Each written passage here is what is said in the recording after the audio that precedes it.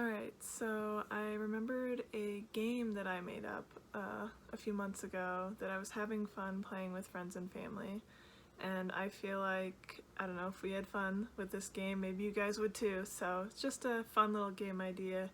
It does not require anything except for your imagination, and you can play it anywhere. It's a really good, like, car ride game, anywhere where it's kind of chill, you have some time to think about your answers, because sometimes it can be a little tricky. So the basic format for the game is one person provides a noun, and it can be anything, even abstract concepts, and then the other person has to think of a sentence that could apply to both themselves and to the noun.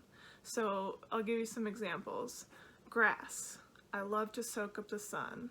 Most people enjoy sunlight, and grass thrives on sunlight.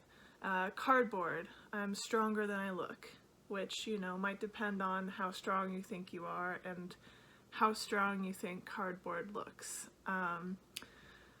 Chewing gum. The more I change, the more I stay the same, you know, because chewing gum gets deformed all kinds of ways, but that's what makes it so long-lasting.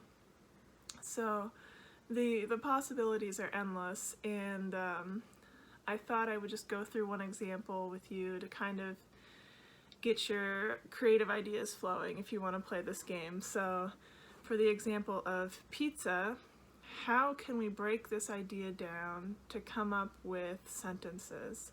So first of all, you can think about the ingredients in pizza. So pizza almost always has cheese in America, so you could say, I'm more complete with cheese, I'm better with cheese. Cheese improves me, you know, if you're someone who loves cheese, this works. Or you could think about toppings like ham and pineapple.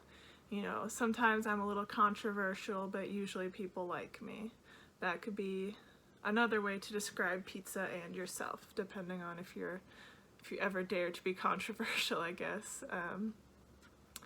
And you could even get philosophical with it. You could say, if you try to deconstruct me into my individual parts, you lose the meaning of what I am. So like, if you try and look at a pizza and say, oh, is it the bread that makes it the pizza? Is it the sauce that makes it the pizza? Ultimately, you could have two different pizzas with completely separate ingredients and they could still be pizza. It's the pizza-ness that makes it the pizza.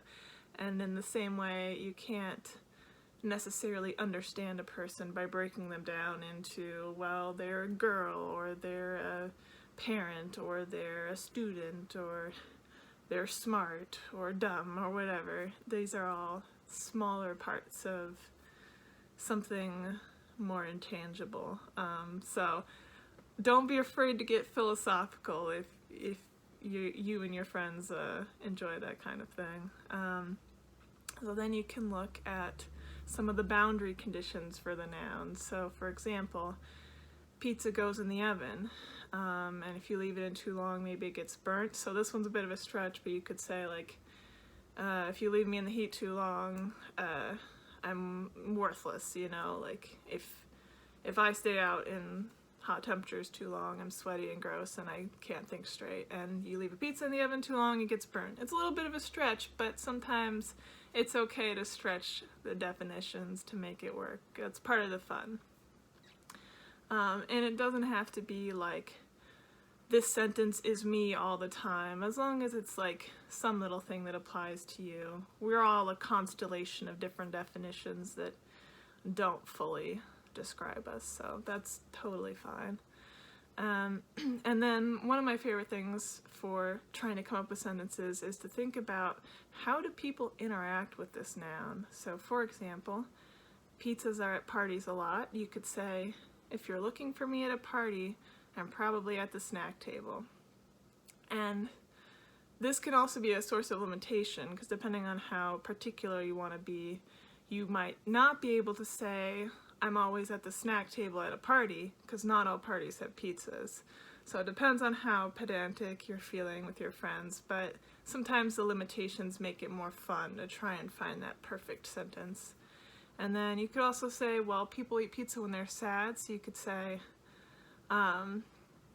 I'll always be there for you when you're in a tough place, because pizza will always be there for you when you're in a tough place. So those are just a few ideas of like how to come up with creative ideas for this game. If you guys have any other sentences for pizza, maybe leave them in the comments. I'm also going to put some words on the screen, so if you want to comment your sentences for one of those words or all of them, I would love to see your creative ideas. Okay, well, if you guys play the game, let me know. I think it's fun, so that's why I shared it.